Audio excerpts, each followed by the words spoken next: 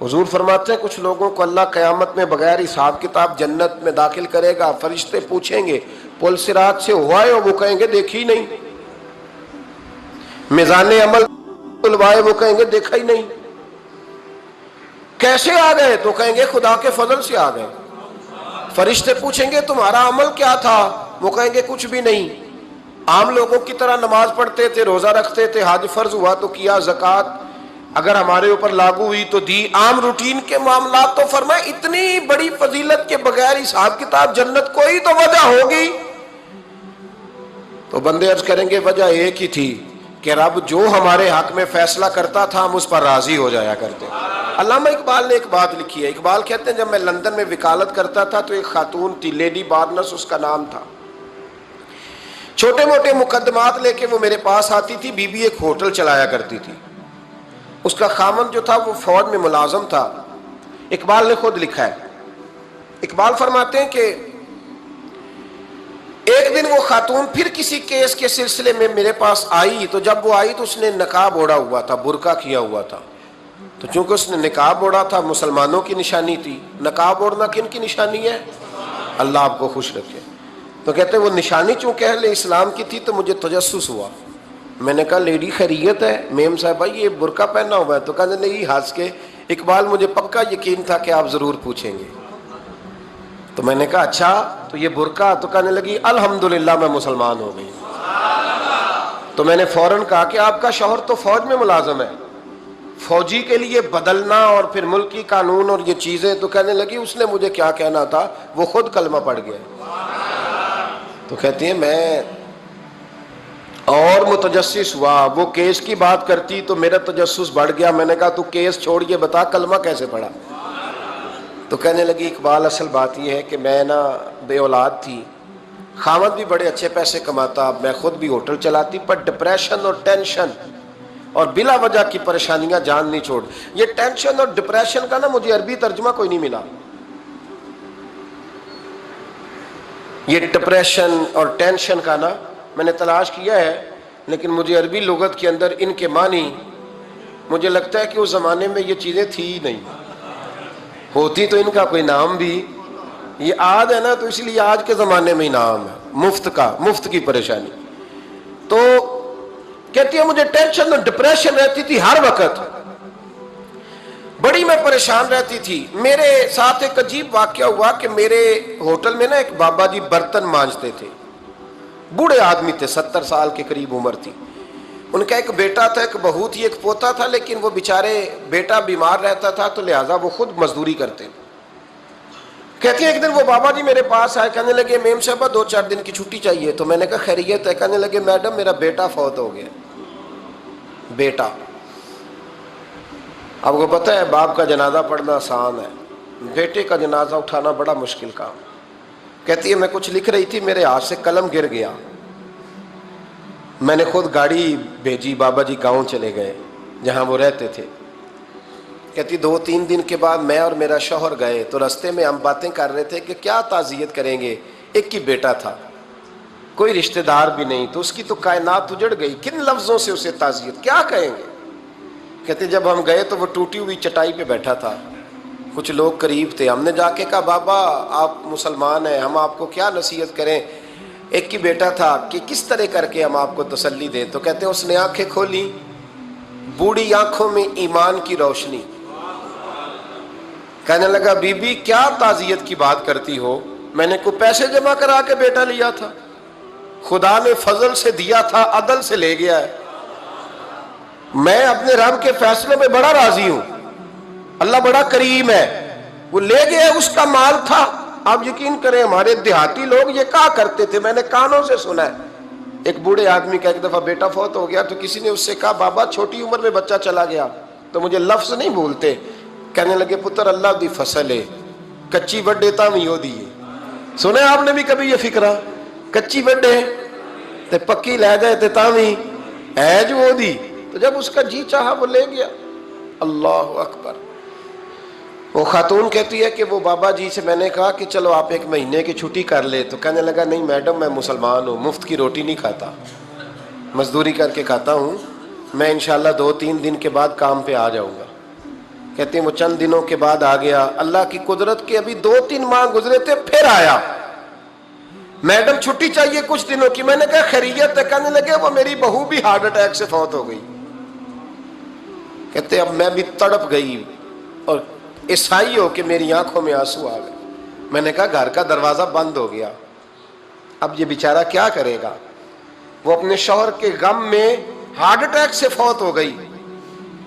کہتے ہم پھر 2-3 دن کے بعد تعزیت کے لیے گئے، پھر ٹوٹی ہوئی چٹائی، بوڑھا نہ اپنی انگلیوں سے زمین پر کچھ بنا رہا ہے۔ کہتی ہے قریب گئی اور میں نے جا کے کہا بابا اب تو تسلی آپ نے خود ہی کرنی ہے، جو نظام تھا وہ تو ہو گیا۔ تو کہتے ہیں پھر اس نے آنکھیں کھولی، آسمان کی طرف دیکھا تو کہنے لگا بیٹی کوئی پریشانی نہیں، میرا بیٹا بغیر شادی کے بھی تو فوت ہو ہی سکتا تھا نا، بس میرے مالک نے جب چاہا جیسے چاہ ہوا، میں انشاءاللہ 2-4 دن کے بعد کام پہ آؤں گا، یہ میرا 3-4-5 سال کا پوتا ہے، ابھی اسکول داخل ہوا ہے، میں ساتھ لے آؤں گا، وہاں میرے ساتھ اوپر کوارٹر میں جہاں میں رہتا ہوں یہ بھی رہے گا۔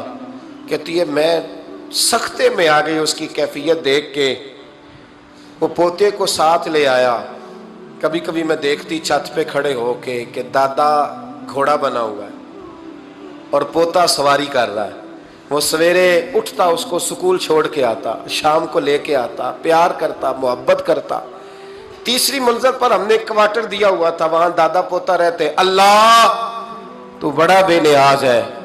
کہتی ہے اقبال ایک دن نا پوتا اوپر والی منزل پہ کھیل رہا تھا، اس کا پیر پھسلا، وہ گردن کے بل زمین پہ گرا، مجھے خبر ہوئی تو میں دوڑی، ایمبولینس منگائی، خون سے لتھڑے ہوئے اس بچے کو دادے نے اپنی گود میں رکھا، اور جب ہم ہسپتال کی طرف گئے تو ہاسپٹل بعد میں آیا، جناب اسرائیل پہلے آ گئے اور کہتے ہیں وہ گود میں دم توڑ گیا۔ پھر دادے نے اسے اپنے ہاتھوں سے غسل دیا، پھر اس نے اپنے بوڑھے ہاتھوں سے قبر کھودی اور پھر مٹی ڈال کے کہنے لگا اِنَّ لِلَّهِ وَإِنَّا إِلَيْهِ رَاجِعُونَ، جے سونا ہی میرے دکھ وچ راضی، جے سونا ہی میرے دکھ وچ راضی۔ پھر سکھ نو چلے ڈاواں، کہتے ہیں وہ مٹی ڈالی اس نے، اور جب وہ واپس پلٹا تو میں بازو سے تھام کے ہوٹل قریب لائی اور میں نے اس کے قریب کہا کہ بابا تو ٹوٹ گیا ہے، تو بکھر گیا ہے، مجھے محسوس ہوتا ہے کہ اب نہ تیری راتیں اور تیری صبحیں اور تیری شامیں غموں میں گزریں گی۔ تو کہتے ہیں یوں اس نے ہاتھ رکھے اور یوں آنسو چھٹک دیے، کہنے لگا میڈم کیوں میرے اندر کوئی عقیدہ نہیں، میں کوئی لوارث ہوں، میرا کوئی رب نہیں، میں کیوں پریشان رہوں گا، میں تو پکا ہوا پھل ہوں، تھوڑے دن گزریں گے قبر میں جاؤں گا، اور جب جنت میں جاؤں گا تو اللہ میری بیٹے سے بھی ملاقات کرائے گا، میرے پوتے سے بھی ملاقات کرائے گا، میرا رب ساری ملاقاتیں کرا دے گا، میں اپنے اللہ کی رضا پہ بڑا راضی ہوں۔ وہ خاتون کہتی ہے میرا اور میرے شوہر کا کلیجہ پھٹنے لگا۔ میں نے کہا بابا یہ جذبہ کہاں سے ملتا ہے، یہ سکون کہاں سے آتا ہے، یہ کیفیت کیسے ملتی ہے؟ مجھے کہنے لگا تو نے لینی ہے؟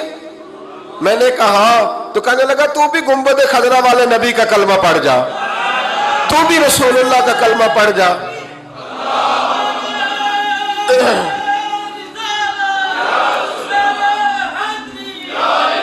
میرے محبوب کا کلمہ پڑھ، اللہ تجھے سکون عطا کرے گا۔ ایک حدیث نہ پڑھ لوں مسلم شریف سے، بخاری سے ایک حدیث نہ پڑھ لوں تاکہ یہ بات مضبوط ہو جائے۔ حضرت ابو طلحہ رضی اللہ تعالی، بیٹا شدید بیمار ہے، مزدور آدمی تھے، کئی دنوں سے گھر تھے، بیوی کہنے لگی اگر آپ گھر میں بیٹھے رہیں گے تو کھائیں گے کہاں سے، جاؤ آپ مزدوری کرو، میں بیٹے کو دیکھتی ہوں۔ ابو طلحہ مزدوری کرنے چلے گئے، شام کو آئے تو بیٹا فوت ہو چکا تھا۔ عورتیں بے حوصلہ ہوتی ہیں نا اکثر، پر بیوی نے سفید کپڑا ڈال کے کمرے میں رکھ دیا، بیٹا، ماں اور بیٹا کو ناپ تک ہے رشتہ، بیٹے میں سفید چادر ڈال کے کمرے میں رکھ دیا۔ حضرت ابو طلحہ انصاری آئے، بیٹے کا کیا حال ہے؟ کہنے لگی اللہ کی رحمت میں ہے۔ اللہ کی، کیسا جملہ ہے، اللہ کی رحمت میں ہے۔ خامد نے کھانا کھایا، بیوی سے ملنے کو دل کیا تو ملاقات ہوئی، فارغ ہو کے بیٹھے، تو خاتون اٹھ کے نا خاوند کے قریب گئی، اس کا ہاتھ تھاما، کہنے لگی نبی کریم علیہ السلام کے صحابی ہو، ایک مسئلہ دریافت کرنا تھا، بتاؤ گے؟ کہ پوچھو۔ کہنے لگی اگر کوئی آپ کے پاس امانت رکھوائے اور پھر اپنی امانت واپس مانگے تو کیا کرو گے؟ حضرت ابو طلحہ کہنے لگے پوچھنے والی کیا بات ہے، جس کی امانت ہے واپس کر دیں گے۔ اب زوجہ روئی، اب صبر والی بی بی روئی، اب ماں روئی، آنسو ٹپکے، آنچل سے پوچھ کے کہنے لگی ابو طلحہ وہ بیٹا بھی اللہ کی امانت تھا اور رب اپنی امانت لے گیا ہے، اٹھو غسل کفن کا بندوبست کرو۔ حضرت ابو طلحہ اٹھے، کامتے کامتے ہاتھوں سے غسل کفن دیا، مسجد نبوی میں پہنچے، محبوب کی بارگاہ میں عرض کیا تو رسول کریم فرمانے لگے تیرے اور تیری بیوی کے عمل سے اللہ بھی بڑا راضی ہے، اللہ کے رسول بھی بڑے راضی ہیں اور اللہ تجھے برکت عطا کرے گا۔ صحابہ کہتے ہیں پھر اللہ نے انہیں 9 بیٹے عطا فرمائے، پھر اللہ نے انہیں اللہ کی رضا پہ راضی رہنا سیکھو، اللہ کے قریب چلے جاؤ گے اللہ کی رضا پہ۔ حضرت سفیان ثوری دعا مانگ رہے تھے، یا اللہ راضی ہو جا، یا اللہ راضی ہو جا، یا اللہ راضی ہو جا، دعا مانگ رہے تھے۔ بی بی رابعہ بصری پردے کے پیچھے بیٹھی تھی، جب دعا لمبی ہو گئی تو کہنے لگی سفیان بس کر، کوئی اگلا لفظ بھی بول، بس کر۔ آپ فرمانے لگے تجھے کیا ہوا؟ تو کہنے لگی تو کب سے کہہ رہا یا اللہ راضی ہو جا، یا اللہ راضی ہو جا، پہلے اپنے دل پہ ہاتھ رکھ کے بتا تو اللہ سے راضی ہے؟ تو راضی ہے اللہ سے؟ تو روز نہیں کہتا پیسے نہیں ہے میرے پاس مجھے دے، تو روز نہیں کہتا یا اللہ فلانی چیز کوئی نہیں دے، اے اللہ فلاں کو دے دیا مجھے کیوں نہیں دیتا معاذ اللہ، تو روز شکوے نہیں کرتا؟ فرمایا پہلے تو راضی ہو جا۔ ترمذی شریف کی حدیث ہے، میرے نبی کریم علیہ السلام نے فرمایا تم اللہ کے دیے ہوئے تھوڑے رزق پہ راضی ہو جاؤ، اللہ تمہاری تھوڑی عبادت سے راضی ہو جائے۔